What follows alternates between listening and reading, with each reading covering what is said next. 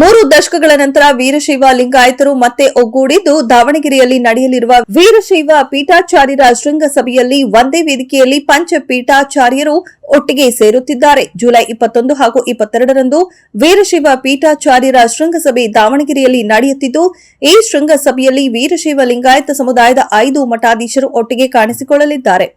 ಬಾಳೆಹೊನ್ನೂರು, ಕೇದಾರ, ಉಜ್ಜಯಿನಿ, ರಂಭಾಪುರಿ ಮತ್ತು ಶ್ರೀಶೈಲ ಪೀಠಗಳ ಮುಖ್ಯಸ್ಥರು ಸಮಾವೇಶದಲ್ಲಿ ಒಗ್ಗೂಡಲಿದ್ದಾರೆ.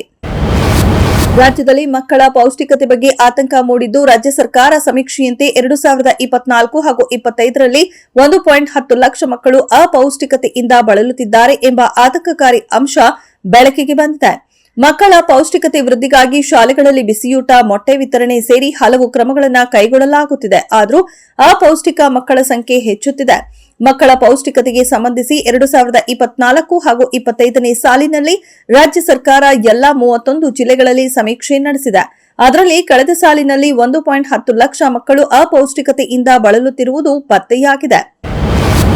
ನನ್ನ ಮಗ ಯಾವುದೇ ತಪ್ಪು ಮಾಡಿಲ್ಲ, ಅದ್ದೂರಿಯಾಗಿ ನೆಂಟಸ್ತನ ಕಾರ್ಯಕ್ರಮ ಮಾಡಿದ್ದೇವೆ. ಆದರೆ ಯುವತಿಗೆ ಮತ್ತೊಬ್ಬ ಯುವಕರೊಂದಿಗೆ ಅಕ್ರಮ ಸಂಬಂಧ ಇರುವುದನ್ನು ಅರಿತು ಮಕ್ಕಳ ಭವಿಷ್ಯದ ಹಿತದೃಷ್ಟಿಯಿಂದ 2 ಕುಟುಂಬಸ್ಥರು ಸೇರಿ ರಾಜಿ ಸಂಧಾನ ಮೂಲಕ ಸಂಬಂಧ ಸ್ಥಗಿತಗೊಳಿಸಿದ 9 ತಿಂಗಳ ನಂತರ ಷಡ್ಯಂತ್ರ ರಚಿಸಿ ಮಾಜಿ ಸಂಸದ ಭಗವಂತ ಖೂಬಾ ಮತ್ತು ಅವರ ಟೀಮ್ ಕೆಲಸ ಮಾಡುತ್ತಿದೆ ಎಂದು ಶಾಸಕ ಪ್ರಭು ಚೌಹಾಣ್ ಆರೋಪಿಸಿದರು.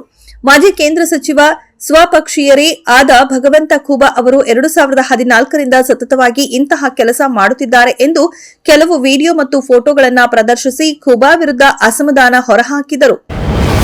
ಪರಿಶಿಷ್ಟ ಜಾತಿಗಳಿಗೆ ಒಳ ಮೀಸಲಾತಿ ಜಾರಿಗೆ ಆಗಸ್ಟ್ 1ರ ತನಕ ಸರ್ಕಾರಕ್ಕೆ ಗಡುವು ನೀಡಲಾಗಿದೆ.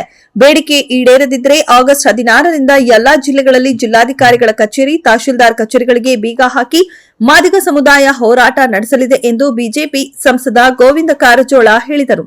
ಅಧಿಕಾರಕ್ಕೆ ಬಂದ ತಕ್ಷಣವೇ ಒಳ ಮೀಸಲಾತಿ ನೀಡುವ ಭರವಸೆ ನೀಡಿದ್ದ ರಾಜ್ಯದ ಕಾಂಗ್ರೆಸ್ ಸರ್ಕಾರ ಮಾತಿನಂತೆ ನಡೆದುಕೊಂಡಿಲ್ಲ. ತೆಲಂಗಾಣ, ಆಂಧ್ರ, ಬಿಹಾರ ಸೇರಿ ಹಲವು ರಾಜ್ಯಗಳು ಜಾರಿ ಮಾಡಿವೆ.